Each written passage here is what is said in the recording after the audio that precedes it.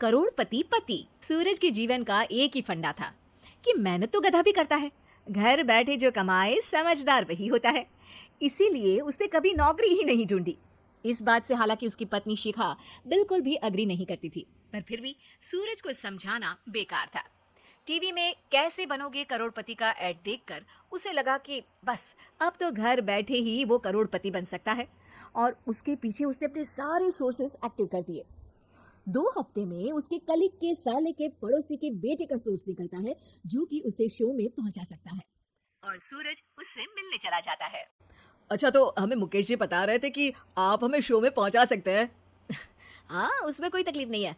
मैं कल अगर कोशिश करूँ तो इसी महीने में आपका नंबर आ जाएगा। अरे ये तो बहुत बढ़िया हो गया। अच्छा, वो सिलेबस और क्वेश्चन पेपर का कोई जुगाड़ है क्या? हैं? उसका तो कोई जुगाड़ नहीं है। तो वो वाकई में कुछ भी पूछ सकते हैं? हाँ, वो तो बच्चन जी पर है, जो पढ़ते हैं वो पूछ लेते हैं। पहली कोशिश फेल होने पर अब सूरज के सामने एक बहुत बड़ा सवाल था कि आखिर जवाब कहाँ से लाए।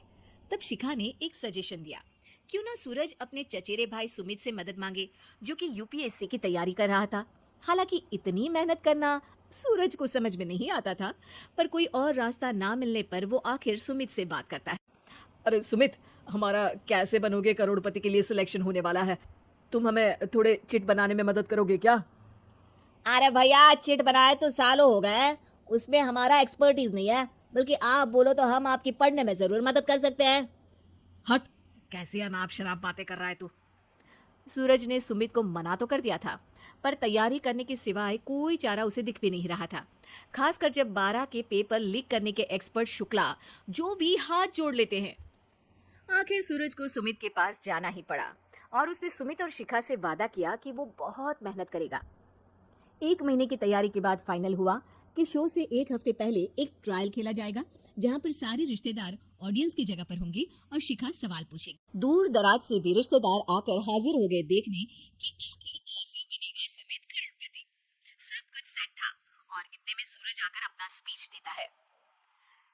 ये 1 महीना मेरे लिए आसान नहीं था, पर अपने भाई सुमित और अपनी पत्नी शिखा की मदद से मैं इतनी दूर पहुंच पाया हूँ। मेरे मम्मी पापा के आशीर्वाद ने भी बहुत साथ दिया है मेरा। मैं उम्मीद करता हूँ कि आज के शो में आप लोगों को बहुत मजा आएगा। साक्षी पहला सवाल पूछती है, और पूरे कमरे में सन्नाटा छा जाता है। इंडिया में कितने स्टेट्स हैं? 3, सॉलिड, लिक्विड और गैस। अरे रुकिए, तो ऑप्शंस तो देने दीजिए। इतने में 5वीं कक्षा का चिंटू बोल उठता है। अरे क्या मामा, आप तो पहले सवाल पर ही आउट हो गए। अरे बेटा, पहला सवाल तो ट्रायल होता है ना। अरे तुम अब देखने जैसी बात तो थी ही। सूरज को इतना शांत किसी ने नहीं देखा था। कभी कभी तो लगता था मानो सूरज आंख खोलकर ही सो गया हो। मामा जल्दी करो प्लीज, कल सुबह पनवेल भी तो निकलना है। अरे हट, कंसंट्रेट करने दे मुझे।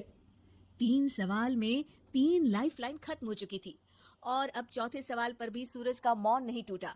पर सूरज अभी भी हार मानने को तैयार नहीं था। उधर हर कोई सूरज को छोड़ सुमित को देख रहे थे। आखिर सुमित ने ही तो पढ़ाया था सूरज को। गजब बेइज्जती है यार। अरे बेटा, तो बाप का, दादा का, भाई का, सबका नाम बुड़वाएगा।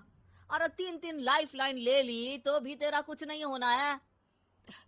अरे कोई इतनी बात करता है क्या शो पर? अरे बेटा, शो पर तेरे जैसे भी तो नहीं आते ना।